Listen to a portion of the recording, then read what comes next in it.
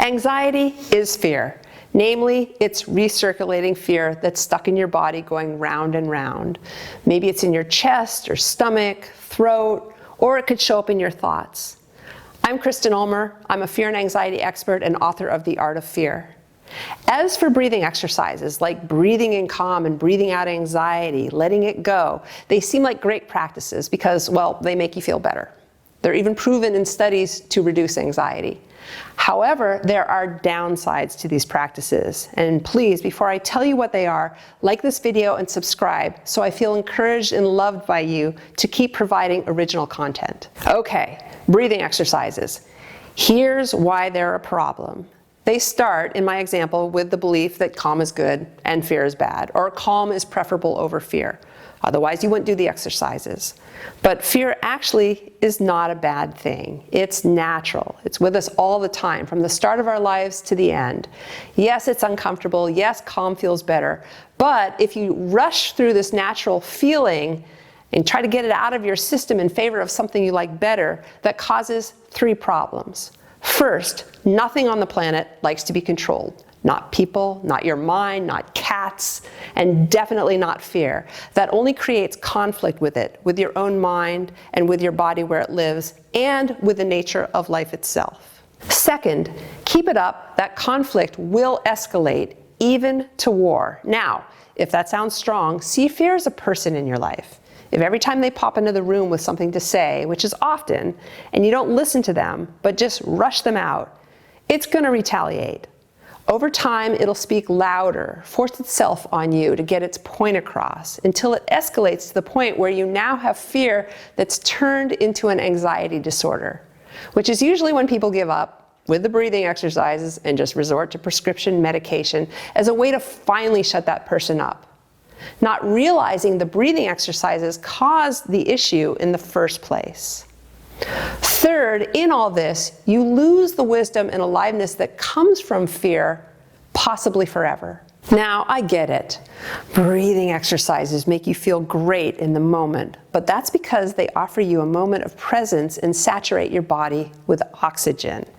Because fear and the norepinephrine and cortisol that go along with it are not like CO2. You actually can't breathe it out. It's more like blood that's supposed to flow and bring you aliveness, or food you're supposed to digest to get the nutrients. And like with anything normal and natural, it's not meant to be controlled. You may as well be trying to control a river. That'd be exhausting, relentless, and in the end, the river is just going to do what it's going to do. What I recommend then is, instead of having a pessimistic approach to fear, see it as something to be let go of or overridden by rushing to positivity, which creates artificial moments that only temporarily shield you from reality and leads to growing anxiety.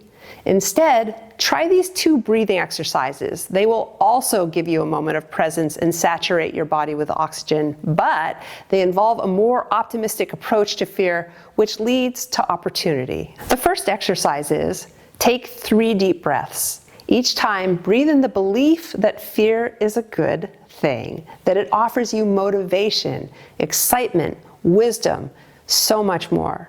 Then breathe out the hope of ever getting rid of it. This is how you begin the process of learning how to bypass fear and other discomfort and learn instead how to sit with it and let it be.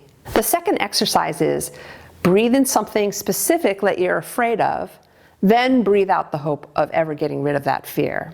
Could be 3 things, could be 100 things, but just keep going until you feel purged. What that looks like is, and no need to speak it out loud, but I will to illustrate. I'm breathing in my fear of my mom dying and breathing out the hope of ever getting rid of it. I'm breathing in the fear of not being good enough and breathing out the hope of ever getting rid of that fear. I'm breathing in my neck pain, my fear of it getting worse, and breathing out the hope of ever getting rid of that fear. This will also help honor the nature of life itself, as life can be very scary. The bonus is, do this and the wisdom and aliveness of your fear will show up. No longer in denial of it, but learning how it speaks and what it has to say, you'll start to notice it nudges you to align with your values. In my case, call my mom more, work hard to be great at what I do, take better care of my neck. This is also, instead of another Band-Aid, the path to ending your conflict with fear, thus ending anxiety for good. Now, this should be very exciting news. Bottom line, anything you do to make friends with fear and be in flow with it is just going to be a lot easier and more effective than seeing it as something to manipulate, control, or be expelled. Thanks, and again, if you found it useful, please like this video, share it with anyone who might appreciate it. Tell me what you think too below, or write about how it goes, and subscribe for more tips on what to do about anxiety that are totally out of the box.